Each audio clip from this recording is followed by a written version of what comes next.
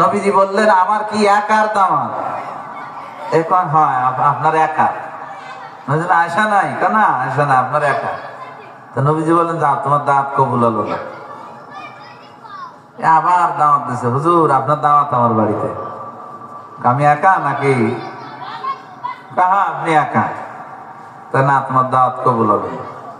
আর একবারও দাওয়াত দিস। এই ওই লোক এসে বলতেছে, নবীজি আপনার আমার বাড়িতে দাওয়াত। নবীজি বললেন, একার? বলে না, পাশের তো অন্যরা শিয়াই দিচ্ছে। কিছু বোঝো না, ক্ষতি পারো না যে নবীজি আপনার আহলিয়া বিবি সহ দাওয়াত। এখন নবীজি আপনার বিবি সহ দাওয়াত। নবীজি বললেন, আচ্ছা কবুল হলো দাওয়াত। সুবহানাল্লাহ।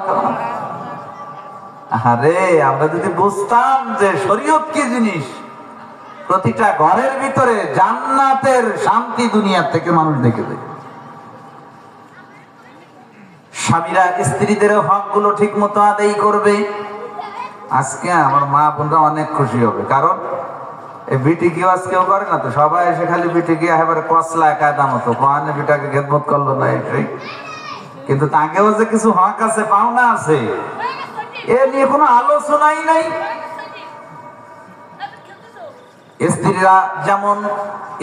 স্বামীরা যেমন স্ত্রীদের হক আদায় করবে, ঠিক তদ্রূপ ভাবে স্ত্রীদেরও কিন্তু স্বামীর হক আদায় করতে হবে। হবে না বলেন? পৃথিবীতে যত মানুষ আছে তার ভিতরে সবচাইতে বেশি সম্মান দেবে স্বামীরে। একটা মেয়ের বিয়ে হয়ে যাওয়ার পর সবচাইতে বেশি সম্মান পাবে তার কাছ থেকে কে বলেন? স্বামী। কে বলেন? স্বামী সবচাইতে বেশি সম্মান পাবে। নবীজি একদিন সাহাবায়ে কেরামদেরকে নিয়ে হেঁটে যাচ্ছে, হঠাৎ করে একটা উট এসে নবীজিকে সিজদা করলো। সাহাবায়ে কেরাম বললেন, তাসজুদু লাকাল বাহাইমু ওয়াশ শাজার ফানাহনু আহাক্কু আন নাসজুদা লাক।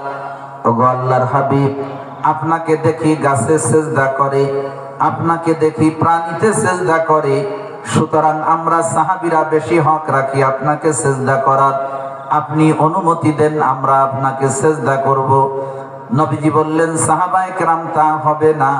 আল্লাহর জমিনে আল্লাহ ছাড়া আর কাউকে সিজদা করা যায় না। লাউ কুনতু আমুরু আহাদান আন ইয়াসজুদা লি আহাদিন লা আমারতুল মারআতা আন তাসজুদা লি যাওজিহা।